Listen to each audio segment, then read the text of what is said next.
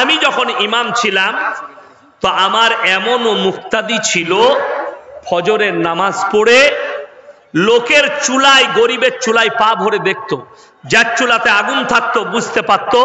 দেখবেন খড়েতে আগে রান্না হতো না খড়ে আগুন রান্না করলে সকালেও আগুনটা তলায় থাকতো না হালকা। তো পা ভরে দেখতেন, যার চুলায় আগুন থাকতো সেখান থেকে চলে যেত, যার চুলাতে আগুন থাকতো না বুঝতে পারতেন যে এর বাড়িতে রাত্রিতে রান্না হয়নি। সঙ্গে সঙ্গে চাল ডাল সবজি ইত্যাদি কিনে তার দরজায় নামিয়ে দিয়ে চলে যেতেন তারা উঠার আগে। জোরে বলুন সুবহানাল্লাহ। কি চরিত্র ছিল লোকের। আর এখন ওরে বাবারে, এখন ঘুরিয়ে নিয়ে আরো পালিয়ে যাবে। ঠিক বললাম না ভুল বললাম? এখন পেলে আবার নিয়ে পালিয়ে যাবে। এই আখলাক কাদের ছিল? আমার বাপ দাদুদের। এখনকার ছেলেরা দুদিন নামাজ পড়ে, এই আমাদের চাচারা যারা নামাজ পড়ে তাদেরকে বলছে এরা নামাজ বেশ ভালো জানে না রে, এর আগেকার লোক আমাদের মতো কি নামাজ জানে? তুমি এমন নামাজ পড়ছো, বলবো তোমাদের নামাজিগুলো বলে দিবি। এই চাচাকে দেখছেন, যুবকেরা শোনো, তোমার থেকে হয়তো ভালো কিরাতটা পড়তে পারেনি, কোরআনটা হয়তো তোমার মতো শুদ্ধ শিখেনি, কিন্তু আখলাক আর চরিত্র তোমার থেকে হাজার গুণের ভালো। তুমি মোবাইলে পর্ন দেখো, নামাজও পড়ো। তুমি মোবাইলে ফিল্ম দেখো আর নামাজও পড়ো। তুমি প্রেম করো ফোনেতে আর নামাজ পড়ো। তোমার বাবাজি শুনেলেন এরপরে কোরআন সূরা ওয়াকিয়া, সাবিকুন সাবিকুন উলাইকাল মুকাররাবুন ফি জান্নাতিন নাঈম সুল্লাতুম মিনাল আউয়ালিন। হে আমার নবী বলো, তোমাদের মধ্যে থেকে অল্প সংখ্যক আর তোমাদের পূর্ববর্তীদের মধ্যে থেকে বেশি সংখ্যক লোক জান্নাতে যাবে। নামাজটা শুদ্ধভাবে শিখেছো, শিখলে কি হবে? বাম্মাকে ভাত দাও না, নামাজ পড়ো। বিবিকে কষ্ট দাও, নামাজ পড়ো। সন্তানকে কষ্ট দাও, নামাজ পড়ো। তোমার আখলাক চরিত্র ঠিক নেই, তুমি নামাজ পড়ো আর নিজেকে মুমিন বলে লোকের সামনে পরিচয় দাও। মুসান্নাফ ইবনে আবু শাইবার হাদিস 40 নম্বর হাদিস, আপনার চোখ দিয়ে পানি পড়বে। নবীজি বর্ণনা করলেন, এ আমার সাহাবীরা শোনো, এমন একটা যুগ আসবে এই মসজিদগুলোই নামাজিতে ভরে যাবে। ইয়া রাসূলুল্লাহ, তারা কেমন থাকবে? নবীজি বর্ণনা করলেন, তারা এমন নামাজি হবে, সুদও খাবে আর নামাজ পড়বে, আর বড় বড় অট্টালিকা বাড়ি বানাবে আর লোকের কাছে গর্ব করবে। ও বলবে আমার বাড়ি দেখ, ও বলবে আমার ঘরটা দেখবি চল, আমি কেমন মাটবেল লাগাইছি। ও বলবে আমার ঝাড়বাতিটা দেখ, ও বলবে আমার এসিটা দেখবি চল, আমি উন্নত মানের এসি লাগিয়েছি। এই কম্পিটিশন হবে আর তারা সুদও খাবে আর মসজিদে নামাজ পড়বে। আপনি পার্থক্য করুন এই নামাজির আর আপনার মতো সুদখোর নামাজির, পার্থক্যটা করে দেন। সুদের পাপটা আপনি হিসেব করে দেখে নেবেন, উলামাদের সঙ্গে পরামর্শ করবেন। আপনি কতগুলো পাপ করছেন, সুদ খেয়েছেন, নামাজও পড়ছেন। আপনি পাপ করেন, নামাজ পড়ছেন। জিনা করেন, নামাজ পড়ছেন। পরকিয়া করেন, নামাজ পড়ছেন। আমার মায়েরা শোনো, যারা পরকিয়া করো আর নামাজ পড়ো, তোমরা কিয়ামতের দিনে কঠিন আল্লাহর কাছে পাকড়াও হবে। নামাজ হচ্ছে পরিবর্তনের জিনিস। জোরে বলুন সুবহানাল্লাহ। কিসের? পরিবর্তনের। নামাজ ইন্না সলাতা তানহা আনিল ফাহশাই ওয়াল মুনকার। হে নবী বলে দাও, নামাজ এমন একটা ইবাদত, মানুষ যখন নামাজ পড়তে লাগে আস্তে আস্তে নামাজ থেকে খারাপ কাজ থেকে সরিয়ে ভালো কাজের দিকে নিয়ে যায়। শুনেলেন, নামাজি কখনো চোর নয়, চোর নামাজি সেজে যায় এসে। নামাজি কখনো ব্যভিচারী নয়, ব্যভিচারী এসে নামাজি হয়ে যায় নিজের পাপ ঢাকার জন্য। ওই জন্য আমার জলসায় আছে, আমাদের দেশের কিছু নামাজি আছে, জুম্মার দিনে মসজিদে জুতো চুরি করতে যায়। হ্যাঁ, আগে আগে বেরিয়েছে, ঢোকার সময় টার্গেট করলিছে নতুন মালগুলো লুবো, বেরিয়ে পায়ে গতি নিয়েছে। আর যদি ধরা পড়ে যায় কি বলে জানেন? ভাই আমি বইতে পারি না। তুই পুরনো পরে এসেছিলি, নতুন গুলো কি করে গথালি? তোর পায়ে নতুন জুতো ঢুকছে বুঝতে পারি। আচ্ছা, আপনার নতুন জুতো পরলে আমরা বুঝতে পারি না 2 দিন 3 দিন বুঝতে পারা যায়। তো তুই 3 দিনে নতুন জুতো ঢুকুচ্ছিস, তুই বুঝতে পারলি না তুই ছিঁড়া জুতো পরে এসছিস? এই রকম আছে যারা হজ করতে গেছে, হাজী সাহেব দিকে জিজ্ঞেস করুন।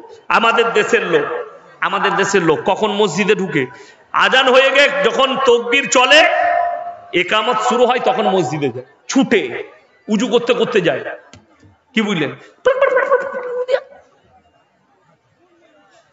আর মনে পড়ছে না দোকানে চাবি লাগাইছি না লাগাই। নামাজটা কত সুন্দর হবে, তাই না?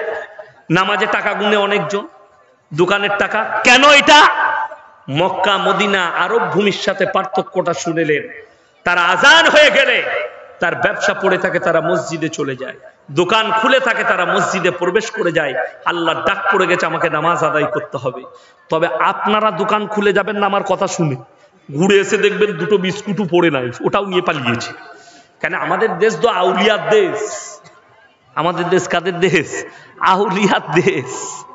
এত বড় বড় আউলিয়া। ওই তো করিমপুর থেকে 1 বছর আগে আমাকে ফোন করেছিলেন, আমাদের এখানে একজন বেরিয়েছে, মাথায় পাগড়ি পড়ে, লোকের দৌড়ে দৌড়ে যাচ্ছে আর বলছে, আমার উপরে তোমরা বিশ্বাস আনো, আমার কাছে তোমরা মুরিদ হও। কেন? বলে আমি হচ্ছি ইমাম মেহেদী।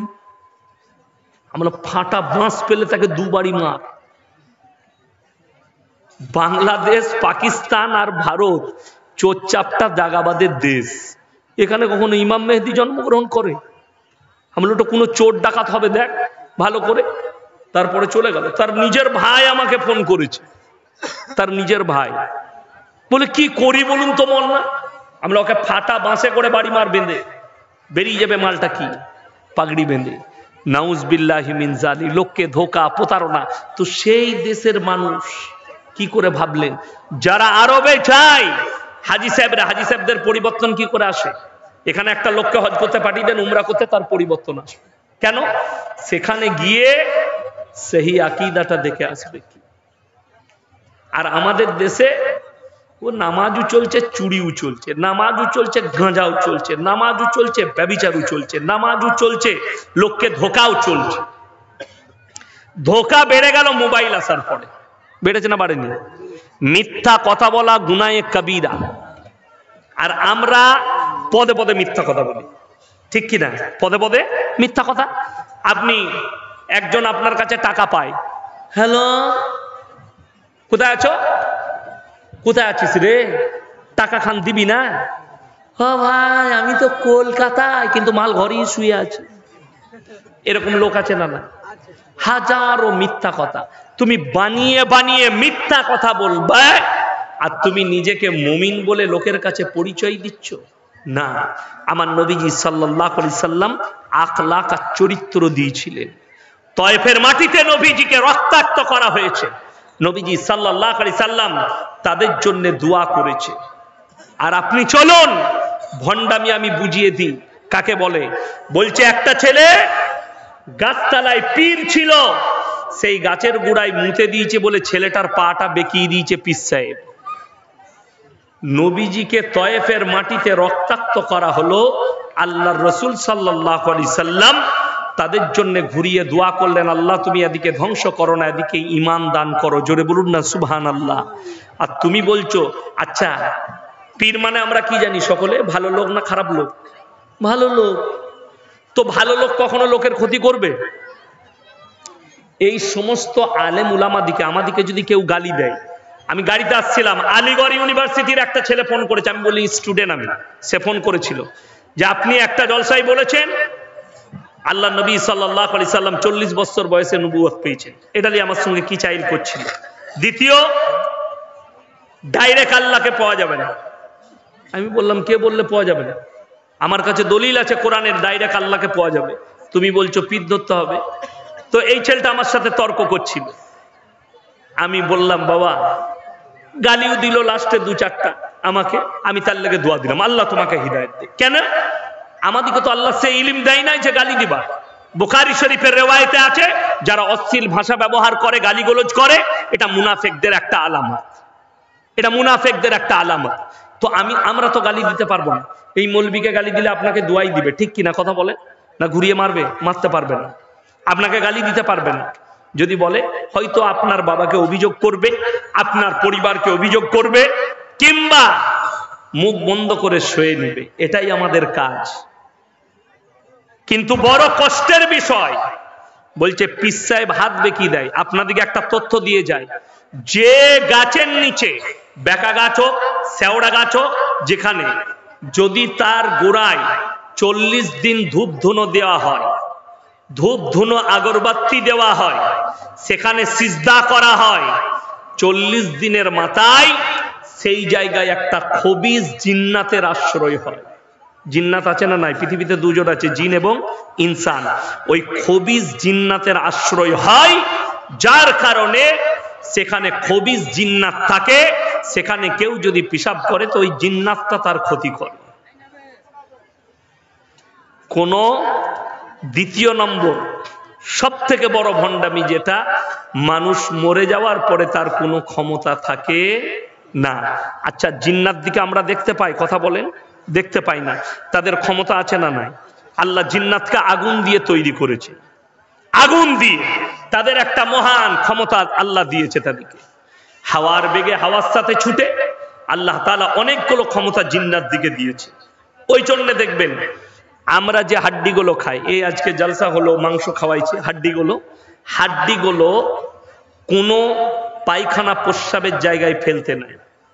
ওই হাড্ডিগুলোই হচ্ছে জিন্নাতদের খাবার।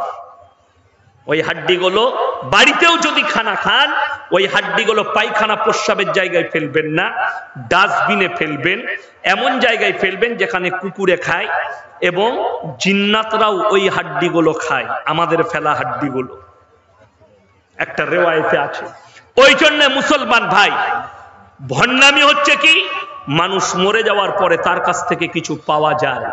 মানুষ মরে যাওয়ার পরে, ওই জন্য দেখে নেন আমাদের দেশে যতগুলো মাজার আছে, আপনি হিসেব করে নেবেন, একটা মাজারে গরু জবাই হয় না। আজকে জলসায় গরু হয়েছে না হয়নি আপনাদের? গরুর মাংস ছিল না ছিল না? গরুর মাংস ছিল। কেন? আমরা সমস্ত মুসলিম ভাইরা খাবো, ঠিক কিনা? আমাদের দাওয়াত ডেলিগেট করেছে, আপনারা খেয়েছেন। যিনাদের দাওয়াত ছিল আমাদের মতো বক্তা উলামারা, তারা খেয়েছি।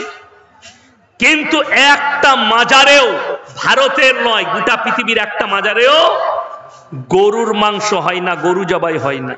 তার কারণ একটাই, সেটা হচ্ছে সমস্ত জাতি, সমস্ত ধর্মের লোক সেখানে হাজির হয়। ঠিক কিনা কথা বলেন? আপনাকে আমি প্রমাণ দিয়ে দেবো। আপনি পাথর চাবড়িতে প্রমাণ নিয়ে এলেন, গিয়ে হিন্দু, মুসলিম, দলিত, আদিবাসী সব ভাইরা সেখানে যায়। কেন? এই গুটকাখোর আর জিলাপি হুজুররা বলে রেখেছে, যেই আসবে সেই মাল পাবে। আমি বলে যাচ্ছি, আচ্ছা মদ খেয়ে মসজিদে ঢুকা যায়? কথা বলেন, ঢুকা যায় না। গাঁজা খেয়ে ঢুকা যাবে? ঢুকা যাবে না। কিন্তু মাজারে গাঁজা খেয়ে ঢুকা যায়। ঠিক বললাম না ভুল বললাম? যদি কেউ মিথ্যা বলেন, আমি তাকে প্রমাণ করে দেবো, আমার এলাকায় নেই। মানুষ শুনেলেন, মানুষের আকীদা ভুল হলে, মানুষ যখন অন্ধভক্ত হয়ে যায়, তাদের আকীদা কোন জায়গায় পৌঁছায়? আমার থানার নাম হচ্ছে গলসি থানা, পূর্ব বর্ধমানের শেষ থানা। তো আমি আমার থানার কথা বলবো না, 3টে থানার মধ্যে আছে। আমি আমার থানায় বলে দিলে তারা টার্গেট করে নেবে, যখন বয়ান শুনবে, যে আমাদের কি বলেছে। আমার পাশে আছে আউসগ্রাম থানা, যেখানে আমার নূর মোহাম্মদ ভাইয়ের বাড়ি। চিনেন তো নূর মোহাম্মদ খাদেরকে? তার বাড়ি। তার পাশের থানা গলসি আমার বাড়ি। তার পাশের থানা আমাদের মুমতাজুর ভাই একটা মাদ্রাসা করেছে, বুদবুদ থানা। 3টে থানা পাশাপাশি আমরা। তো এই 3টে থানার মধ্যে এমন একটা গ্রাম আছে যেখানে পীর সাহেব মারা গেছে, তার তো মাজার হয়েছে, তার ওরস হয়। তার বাড়িতে যে কুকুরটা ছিল, কুকুরটা মরে যাওয়ার পরে তারও দাফন করে, তারও মাজার করেছে, তারও ওরস হয়। নাউজবিল্লাহ বলছেন না আপনারা? নাউজবিল্লাহ বলেন, নেকি পাবেন, না হলে গুনাহ হবে সাপোর্ট করলে। বড় কষ্টের বিষয় এটা। আমি মিথ্যা বানানো বলিনি। যদি মিথ্যা বলে থাকি, আল্লাহর কাছে হিসেব দিতে হবে। আর কারুর যদি অবিশ্বাস হয়, আমার গাড়িতে চাপুন, আমার মাদ্রাসায় খাওয়াবো না, আমার বাড়িতে খাওয়াবো। আর আপনাকে আমি গ্রামটা পাঠিয়ে দেবো, একটা ছেলেকে বাইকে করে, মাজারটা ঘুরিয়ে নিয়ে কি লেখা আছে বুঝতে পারবেন, কি লেখা আছে বুঝতে পারবেন। তারও ওরস করছে মুসলমান। সারা প্রশ্ন দাও না, প্রশ্ন দিয়ে কি করছো? আমি তোমাদেরকে আজকে রেকর্ডিং করতে দিয়েছি, কাল থেকে আমার রেকর্ডিং বন্ধ, ফুল একদম। আমার ভাই, আমার এলাকায়,